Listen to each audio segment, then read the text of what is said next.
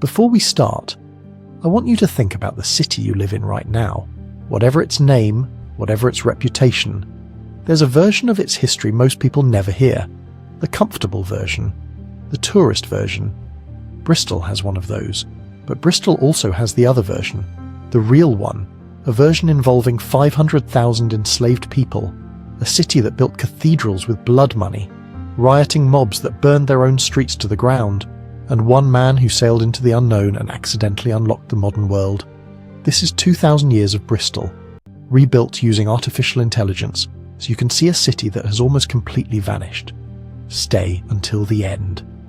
Because the final twist, nobody talks about it.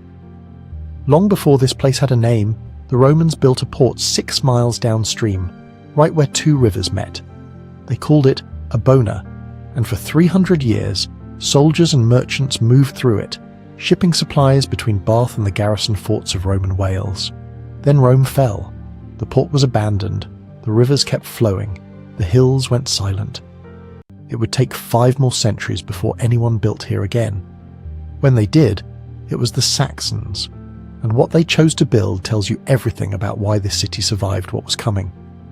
They picked a narrow ridge of land between 2 rivers, dug a ditch, raised an earth wall, topped it with a wooden fence, and built a bridge. They called it Bricstow, the place by the bridge. That bridge was the whole point. It connected 2 kingdoms, Mercia to the north and Wessex to the south, and both kingdoms connected through those rivers to the open sea. By the year 1010, Bristol already had a royal mint.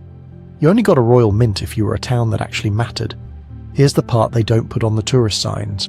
Bristol's earliest wealth, the money that built its first churches, its first merchant houses, its first reputation, was built on selling human beings. For generations, Bristol was England's primary slave export port, not to the Americas, not yet. That came later. This was the Viking trade. Men, women, and children, captured in Wales, in northern England, in raids that tore families apart, were brought to Bristol's docks and sold to Dublin traders who shipped them across the known world. A Saxon bishop named Wulfstan spent years walking these same streets, preaching against it. He called it an ancient custom the people of Bristol were reluctant to abandon. Eventually the crown banned it, but the habit, the economic logic of profiting from human lives, that habit would come back, bigger, far bigger. In 1066, a city of perhaps 4,000 people submitted to William the Conqueror without a single fight. Smart move. The Normans immediately understood what the Saxons had built. That narrow peninsula between 2 rivers, it was almost impossible to attack. They built a castle on the one exposed flank. Then they kept building. Robert, an illegitimate son of Henry I, rebuilt the whole thing in stone. Limestone shipped all the way from Caen in Normandy. The keep alone stood over 100 feet on each side with walls 25 feet thick at the base. When a king tried to take it by force in the 1140s, his own chronicler admitted it was impregnable. That king, Stephen, was eventually captured and imprisoned inside the very castle he'd failed to take. By 1155, Bristol had a royal charter granting its citizens the same rights as Londoners. By 1247, engineers had physically moved an entire river, digging a new half-mile channel to create a deep artificial harbour. Think about that. They moved a river, by hand, in the 13th century. By 1300, Bristol was the 3rd largest city in England. The merchants were getting extremely rich, the churches were getting extremely grand, and nobody suspected what was coming. In the summer of 1348, the ships brought something new into Bristol's harbour. Not wool, not wine, not cargo, the plague. A contemporary witness wrote that the disease raged so severely that the living could scarcely bury the dead. Grass grew in High Street. Grass. In the middle of England's 3rd largest city, the churchyards ran out of space, bodies were buried in fields, an entire generation gone, and yet, Bristol did not disappear. It adapted, as it always had. The wine routes from France collapsed. Bristol ships pushed further into the Atlantic. They found Iceland. They found the coasts of Spain and Portugal. They started asking a question that was terrifying for its time. What if there was something further west? His name was Giovanni Cabot, a Venetian, an outsider. Bristol knew him as John Cabot. He arrived in this city with an idea so bold it bordered on madness: sail due west, past the edge of the known world and find Asia. On the 2nd of May 1497, Cabot and approximately 18 men sailed out of Bristol harbour aboard a tiny ship called the Matthew. 52 days later, they touched land, not Asia, Newfoundland. The coast of North America, claimed for England, launched from Bristol. Cabot returned a hero. The king granted him a pension. He was celebrated in these streets. Then he sailed west again, the following year, with a larger fleet, and was never seen again. His name faded, but the route he'd opened, that route did not fade. It just changed hands. And what flowed back along it, in the centuries that followed, would make Bristol almost unrecognisably wealthy, and morally bankrupt. By 1698, the Royal African Company's monopoly on the slave trade was broken. Bristol's merchants moved within weeks. The first recorded Bristol slaving ship, named, with grim irony, the Beginning, sailed almost immediately. Within a single generation, Bristol didn't just participate in the transatlantic slave trade, it dominated it. By the 1730s, 39 slave ships per year left these docks. Between 1739 and 1748, Bristol accounted for nearly 38% of the entire British slave trade. Over a century, approximately 2,100 voyages, an estimated 500,000 human beings forced across the Atlantic. The money that came back was staggering. Jamaican sugar was refined in Bristol warehouses. Virginian tobacco was processed on Bristol streets. Merchant families built grand townhouses around Queen Square. Bristol's first bank, one of the first outside London, opened in 1750, founded almost entirely by investors directly tied to the trade, £500,000 a year, from slavery. The city was gleaming, the churches were beautiful, the architecture was stunning, built on human suffering on a scale that is almost impossible to comprehend today. And when abolitionists came for the trade, Bristol's most powerful guild, the Society of Merchant Venturers, organised petitions, lobbied Parliament, and fought to delay abolition for as long as possible. They lost, eventually, but not before they'd made their fortunes. By the 1790s, Bristol was losing ground. Liverpool, younger, hungrier, with deeper water and direct access to the industrial Midlands, was growing at a pace Bristol couldn't match. Bristol's share of the slave trade collapsed from 38% to just over 3%.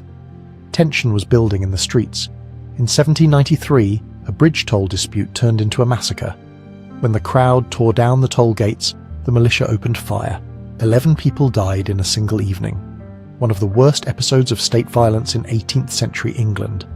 Then, in 1831, the House of Lords rejected a reform bill. Only 6,000 of Bristol's 104,000 residents could vote. The city erupted. The Bishop's Palace burned. Prisons broke open. Cavalry charged through Queen Square with drawn swords. Standing at the edge of it all, watching his city tear itself apart, was a 24-year-old engineer named Isambard Kingdom Brunel, recently hired to design a bridge across the Avon Gorge. He was sworn in as a special constable that night. His bridge would have to wait. If Bristol couldn't win the trade war, it would do something else entirely. It would change the world through engineering. In 1838, Brunel's steamship, the Great Western, made the first purpose-built transatlantic crossing, Bristol to New York.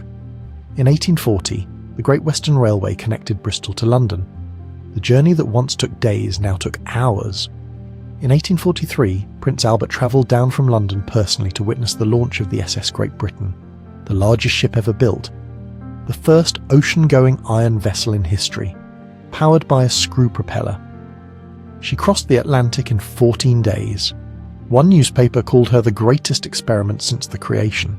And through all of this, above the city, the Avon Gorge suspension bridge sat unfinished. Brunel died in 1859, exhausted at 53. 5 years later, fellow engineers completed the bridge as a memorial to him, using chains salvaged from another of his demolished bridges in London. On the 8th of December 1864, the Clifton suspension bridge finally opened. Bristol had lost the race for trade, but it had built something that 160 years later, people still travel from across the world to photograph. By 1940, Bristol was building fighter planes at Filton. The docks at Avonmouth were supplying half of southern England.